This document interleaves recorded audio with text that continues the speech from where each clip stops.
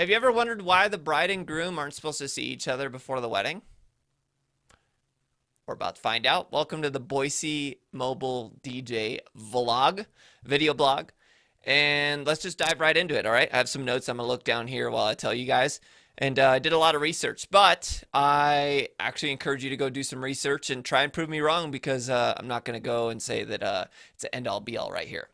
But the whole history of the groom not seeing the bride before the ceremony, it really boils down to what I think is arranged marriages. Now, arranged marriages were popular until the second half or the middle of the 20th century, till about 1950s. In the US, the arranged marriages were typically with Japanese and Koreans, and most specifically in the US is targeted in Hawaii because they were coming up for work. And then they would go back, and some people would stay, and they would just do arranged marriages. So in the U.S., for American traditional, really was just a Japanese. They say Okinawans, but to me that's kind of the same. Correct me if I'm wrong. And then also with Koreans. So where does this traditionalism come from, right? I think it actually has some roots in Hinduism, Asian cultures, and also in Islam because it's most popular in Islam today. So, what is American traditional, right? Well, first let me back up. The arranged marriages, the groom not seeing the bride, it all came down to really dowries. And so it would go something I would like to think of it something like this. The husband, or the father rather, the father would go talk to another father and say, "Hey, listen, you're a successful farmer. I'm a successful whatever. And I have a bride, you have a son. I think this would be a great business relationship." And then they can join the two companies together and be the next whatever. So your son will marry my daughter, and then you give me, I don't know, 21 goats and 10 chickens. And then that's the dowry. And then, so they went through with that, right? But naturally that didn't work. So because obviously there wasn't any like love involved, right? It was just like a business handshake deal, and the groom and bride didn't have any say in it. So what would happen is a groom would show up or meet his potential bride, and he'd be like, "There's no way this is happening. Find me another one." And so what started happening was a groom was not allowed to see the bride leading up to the wedding, and then that didn't work because some grooms would still dip out. And so then they changed it up to where the groom actually had to turn around and not face the congregation. And I don't know why I turned around. That's so silly. But he literally had to turn around, not see the bride come up, and then when they were both at the altar about to get married, then they would unveil it, right? Unveil her rather, not it, sorry.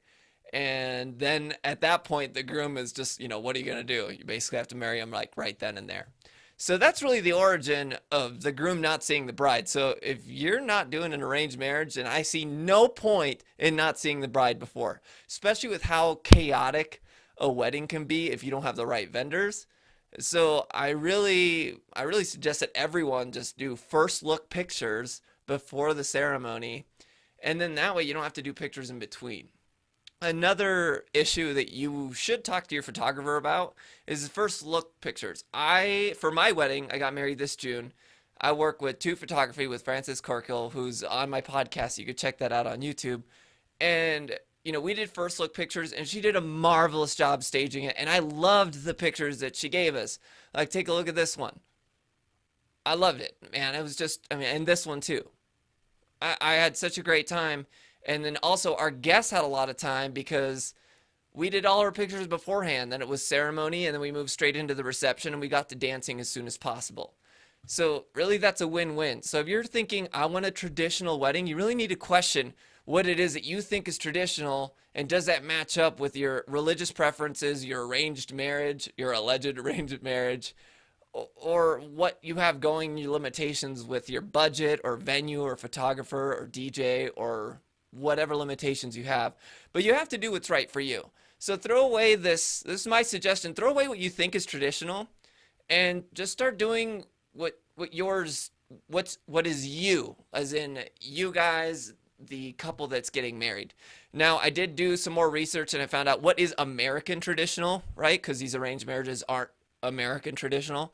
So the closest thing I could find, I think the origin's from the UK, but it bled over to the east coast of the United States. So, and I'm just gonna read this right here because it's straight from the interwebs. So American traditional is, and this is really gonna like sound ridiculous. Um, it's common practice to form a mini processional walk to the church with the bride leading the charge, followed by the best man, groom, and maid of honor. It was good luck if you saw an elephant or a rainbow, and or if whatever if it snowed on the way to church, or if your first encounter was with a black cat, a gray horse, or a chimney sweep. Which I looked it up. There's only 8 chimney sweeps or 8 companies that have chimney sweeps within 300 miles of Boise. So yeah, it's gonna be a little hard for that. So pray for an elephant or black cat or a gray horse, I guess.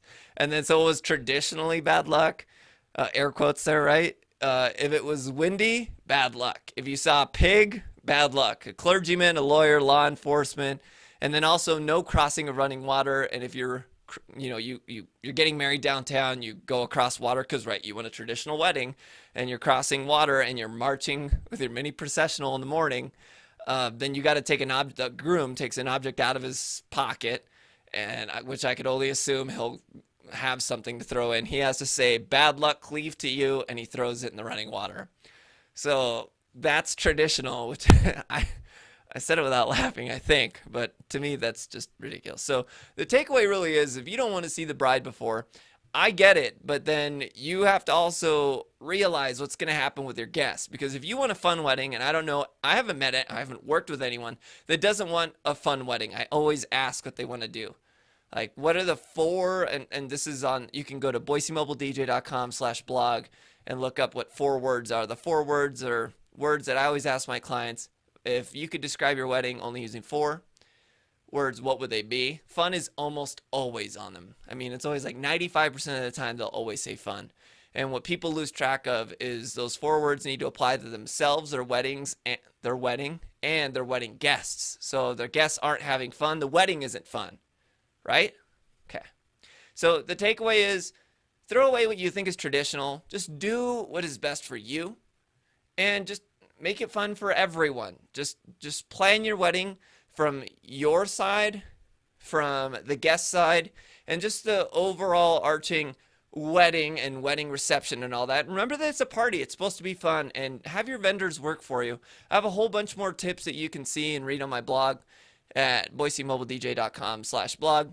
And of course, if you need help with some wedding planning or anything like that, you can always hit me up at boisemobiledj.com or email me info at boisemobiledj.com. I do free consultations for everyone, whether it's through Skype or in person, some timeline review, just give you some help if you need it. And whether you book with us or not, it's always free. I just want people to have good weddings. So hope that helps. And thanks for watching our very first vlog. And make sure to subscribe, because I'll be putting these out as often as possible. Thanks, guys.